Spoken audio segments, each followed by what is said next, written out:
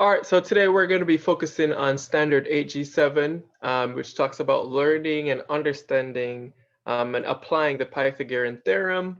We'll focus on using the Pythagorean theorem to figure out unknown lengths in the real world situation. We're going to focus on two-dimensional objects today, and then we'll continue with three-dimensional objects.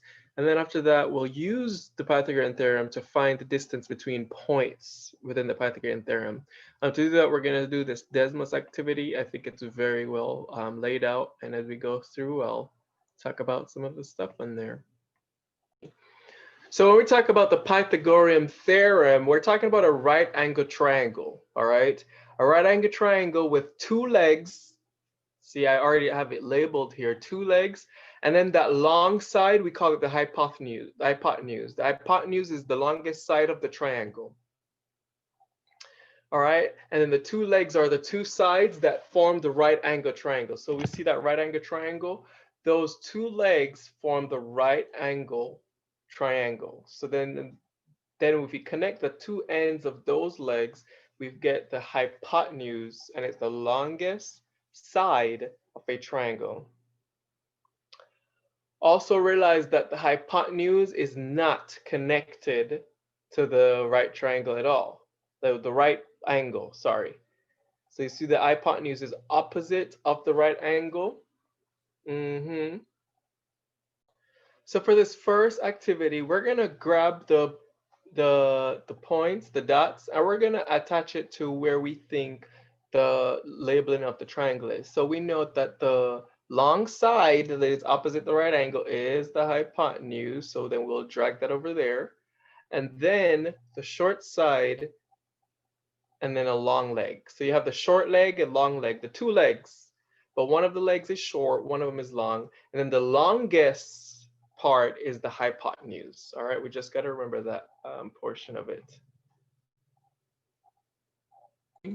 So now we're going to look at what we actually mean when we talk about the hypotenuse. So I replaced the hypotenuse with the C and the legs with A and B. All right, I could put A and B wherever because they're two legs. It doesn't matter. However, I will label my hypotenuse as C. So we're talking about the Pythagorean theorem. Again, we're talking about these three sides. Go ahead and write this down as well. Okay, and then in this first part, it states that the Pythagorean theorem in a right triangle, the sum of the squares of the length of the legs is equal to the square of the length of the hypotenuse. I'm actually intrigued to find out or see how would you write an equation to resemble what this is saying. So this right here is in words. I want you to send me your responses as to how you would write this as an equation. It says the sum of the squares of the length of the legs is equal to the square of the length of the hypotenuse. How would you write this? I'm interested to figure out how would you write this as an equation.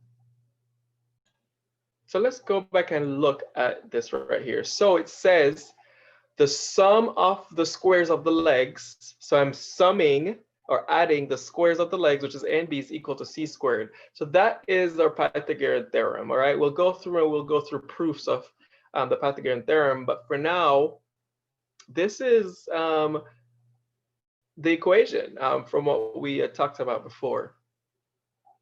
So if we're trying to find a specific side, for example, if I say C is 12 and A is 11, I'm going to put that into my equation. I'm going to solve it out. Obviously, I'm going to have to find what B is. All right, so we've already been through, we know how to solve these. All right, when it comes to doing the additive inverse, the square root, whatever that is, we'll put that number in and then we'll solve for whatever variable that we need to. So with that said, let's go ahead and do this one. Let me see how you would solve this one. So it says, I'm trying to find what C is, right? It says A is 3, whichever, and B is 4. I put those in, I need to find what C is. So the question asked me to find what c is. So I'm going to go ahead and write my theorem. A squared plus b squared equals c squared. I have a, so I'm going to do 3 squared. And I have b, so I'm going to do 4 squared. Equals to c squared. The goal is to find c. So 9 plus 16 is equal to c squared.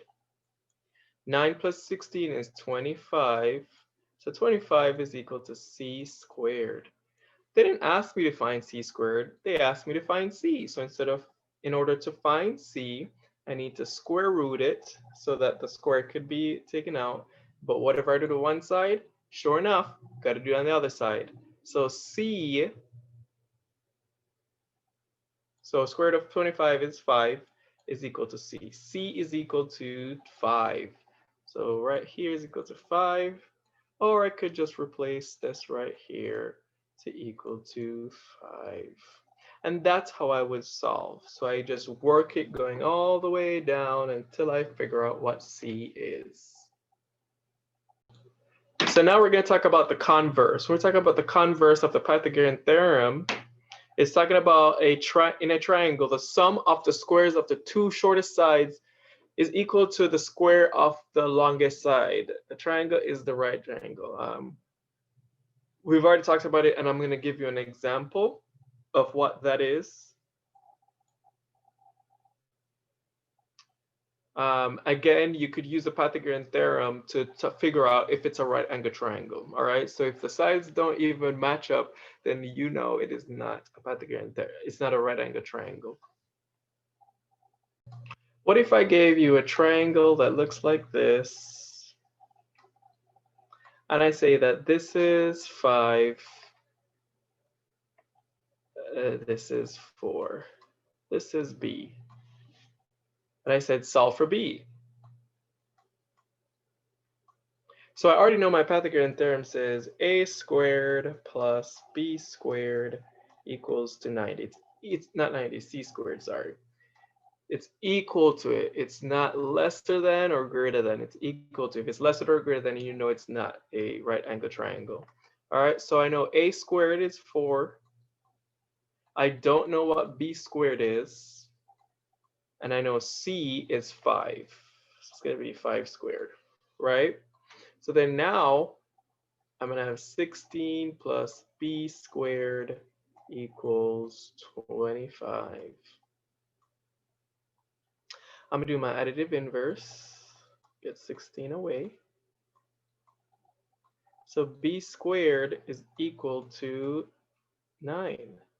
Now I have to square root both sides. So b is equal to 3. So then I could say that this right here is 3. But if I want to check really, we talk about showing that this is a right angle triangle.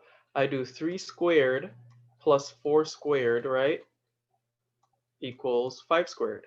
This should hold true. 3 squared is 9 plus 16, and this is 25. 9 plus 16 is 25. So 25 is equal to 25, which means this is a right angle triangle. Okay, I just wanted to go through that so you see what I'm talking about. Now we're going to go through and finish one last activity, but let me know if you have questions about this.